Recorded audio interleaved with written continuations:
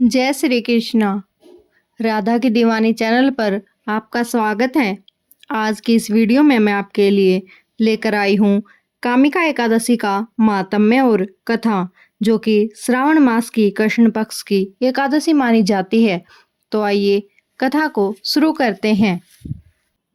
कुंती पुत्र धर्मराज युधिष्ठिर बोले कि हे भगवान, मैंने आषाढ़ माह के शुक्ल पक्ष की देवशयनी एकादशी का विस्तार पूर्वक वर्णन सुना है। अब आप मुझे श्रावण मास के कृष्ण पक्ष की एकादशी की कथा सुनाइए। उस एकादशी का नाम क्या है तथा इसकी विधि क्या है? इसमें कौन से देवता की पूजा होती है? भगवान श्री कृष्ण बोले कि हे राजन, इस एकादशी की कथा तुम्हें कहता हूँ, तुम ध्यान पूर्वक सुनो।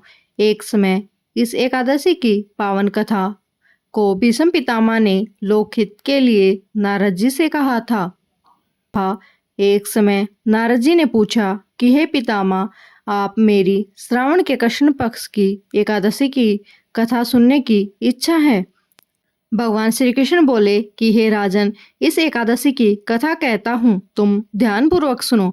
एक समय इस एकादशी की पावन कथा को भीष्म पितामह ने लोकहित के लिए नारद से कहा था। एक समय नारद जी ने पूछा कि हे पितामह, आप मेरी श्रावण कृष्ण पक्ष की एकादशी की कथा सुनने की इच्छा है, अतः आप अब एकादशी की कथा व्रत विधि सहित सुनाइए। भीष्म पितामह नारद के वचनों को सुनकर बोले कि हे नारद जी, आपने मुझसे अत्यंत सुंदर प्रश्न किया है, आप ध्यान पूर्वक सुनिए। श्रावण मास के कृष्ण पक्ष की एकादशी का नाम कामिका है।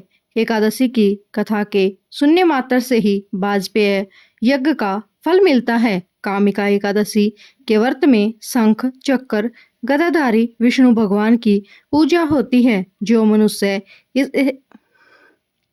इस एकादशी की धूप दीप नैवेद्य आदि से भगवान विष्णु की पूजा करते हैं, उन्हें गंगा स्नान के फल से भी बड़ा फल मिलता है।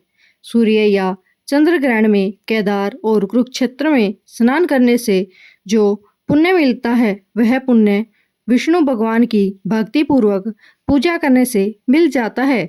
श्री विष्णु भगवान के पूजन का फल समुद्र और वन सहित पृथ्वी दान करने और सिंह राशि वालों को गोदावरी नदी में स्नान करने के फल से भी अधिक होता है। व्यतिपात में गंडकी नदी में स्नान करने से जो फल मिलता है, भगवान की पूजा करने से मिलता है। संसार में भगवान की पूजा का फल सबसे अधिक है। भगवान की पूजा का फल श्रावण मास के कृष्ण पक्ष की एकादशी के फल के बराबर है। अतः भक्ति पूर्वक भगवान की पूजा न बन सके तो श्रावण मास के कृष्ण पक्ष की कामिका एकादशी व्रत अवश्य करना चाहिए। आभूषणों से युक्त बछड़ा सहित गाय दान करने से जो फल मिलता है, वह फल कामिका एकादशी के व्रत से मिलता है। जो उत्तम द्विज श्रावण मास के कृष्ण पक्ष की कामिका एकादशी का व्रत करते हैं तथा श्री विष्णु भगवान की पूजा करते हैं, उसे समस्त देव नाग किन्नर पितर आदि की पूजा होती है। इसलिए पापी से डरने वाले व्यक्तियों को विधि विधान सहित इस व्रत को करना चाहिए। संसार सागर तथा पापों में फंसे हुए मनुष्यों को इनसे छूटने के लिए कामिका एकादशी का व्रत करना चाहिए। कामिका एकादशी के व्रत से समस्त पाप नष्ट हो जाते हैं। संसार में इससे अधिक पापों को नष्ट करने वाला कोई और उपाय नहीं है।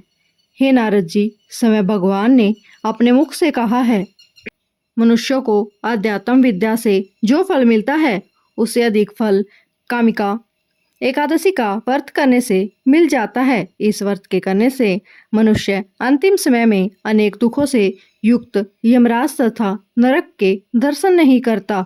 कामिका एकादशी के व्रत तथा रात्रि के जागरण से मनुष्य को कोई योनि नहीं मिलती और अंत में स्वर्गलोक को जाता है। जो मनुष्य श्रावण मास के कृष्ण पक्ष की कामिका एकादशी को तुलसी से भक्ति पूर्वक श्री विष्णु भगवान की पूजा करते हैं, वे इस संसार सागर में रहते हुए भी इस प्रकार अलग रहते हैं। जिस प्रकार कमल पुष्प जल में रहता है और जल से अलग रहता है, भगवान की तुलसी दल से पूजा करने का फल 1 बार स्वर्ण और 4 बार चांदी के दान के फल के बराबर है। श्री विष्णु भगवान रतन मोती मणि आदि आभूषणों की अपेक्षा तुलसी दल से अधिक प्रसन्न होते हैं। जो मनुष्य भगवान की तुलसी दल से पूजा करते हैं उनके समस्त पाप नष्ट हो जाते हैं। हे नारद जी, मैं भगवान की अत्यंत प्रिय श्री तुलसी जी को नमस्कार करता हूँ।